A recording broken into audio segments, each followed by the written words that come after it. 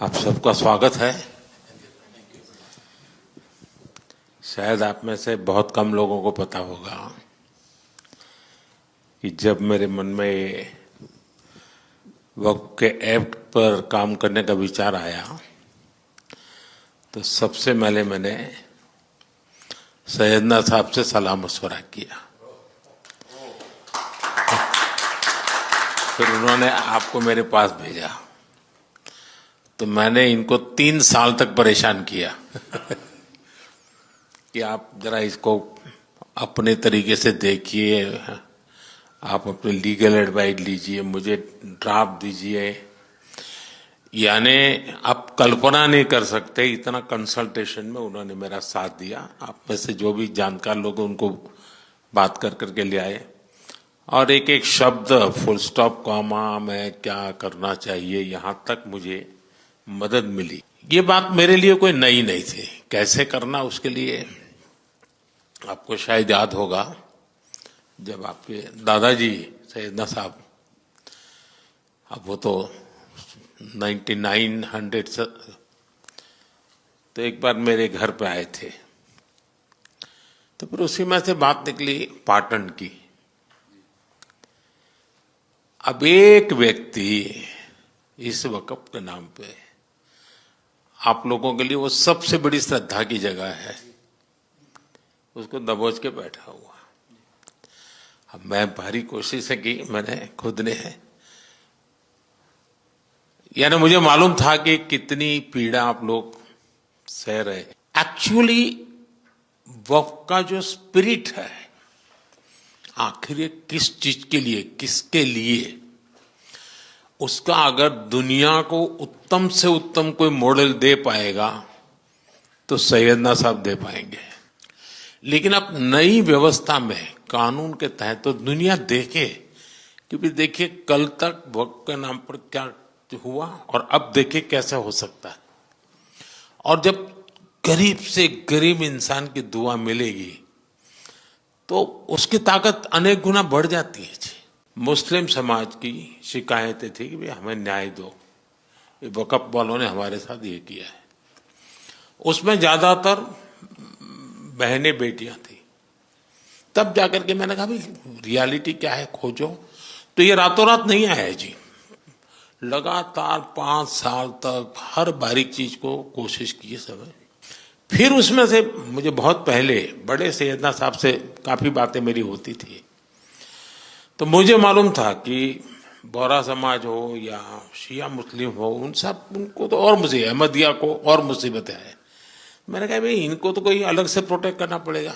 और उसमें से मैंने इस व्यवस्था को विकसित करने का प्रयास किया है। साहब, वक्फ अमेंडमेंट बिल आप લઈને આવ્યા 75 વર્ષમાં પહેલી વાર આ કમ્યુનિટી, બીજા મુસ્લિમ કમ્યુનિટીને કોઈએ સાંભળ્યું છે, કોઈએ एक्नॉलेज કર્યા છે। साहब, मैं आपने एक वाक्य कहूं, भिंडी बाजार में हमारा एक प्रोजेक्ट चाले है। हमारे प्रोजेक्ट में एक जगह है भिंडी बाजार के अंदर जो हमने 2015 में खरीदी। हम मालिक हैं, बहुत मेहनत से खरीदी। उस जगह को 2015 में लिया, 2019 में कोई नासिक का और अहमदाबाद का शख्स जाके बोलता है ये जगह वक्फ है। वक्फ तो वहां पे तो लोग रहते हैं, टेनेंट्स है, दुकानें हैं। एक 700 स्क्वायर फीट जगह पे कोई नमाज पढ़ता होगा जो कम्युनिटी हॉल होता है। सब ये गवर्नमेंट ने एक्चुअली ये सारी चीजों पे वक्फ कर दिया है। वक्फ का मतलब अब रुक जाओ, ये नहीं चलेगा। बहुत ही महंगी जगह है और हमने बहुत मुश्किल से ली है। 2019 के अंदर कोई थर्ड पार्टी, इसका कोई लेना देना नहीं है, वो जाके ये जगह को वक्फ कर देता है। तो सर कानून में बदलाव तो लाना होगा। जैसे हम देखते आ रहे हैं कि गरीब महिलाएं हो, कम्युनिटी विमेन हो, ये अगर पैसा आवक हो रही है और कानून में बदलाव आ रहा है, उसका फायदा कहीं ना कहीं पहुंचना चाहिए। तो ये सारे विजन जो गवर्नमेंट ने लिए हैं, दाऊदी बोहरा कम्युनिटी उसका बहुत सपोर्ट भी करती है और आपसे बहुत शुक्रगुजार हैं हम इस चीज के लिए कि आपने हमें एक्नॉलेज भी किया। हमने इसके अंदर एक्सक्लूजन मांगा है कि हमको इस वक्फ एक्ट के जुरिडिक्शन में नहीं रहना, and we want to be govern by a trust act और अ सेपरेट एक्ट। जैसे मुझे साहब ने गाइड किया है कि आपने गाइड किया है, आगे का 100 साल देख के कोई भी काम करना चाहिए। हम उसी राह के ऊपर इसकी कोशिश कर रहे हैं और मैं वापिस से बहुत बहुत धन्यवाद करता हूं आपका कि आपने ये बिल और ऐसे बहुत से कठिन बिल जो आते रहते हैं। बहुत बहुत धन्यवाद। मैं एक और चीज शाह साहब के द्वारा ये कहता हूं कि सैयदना साहब की उम्र अल्लाह ताला तार रोजे क़यामत दराज करे।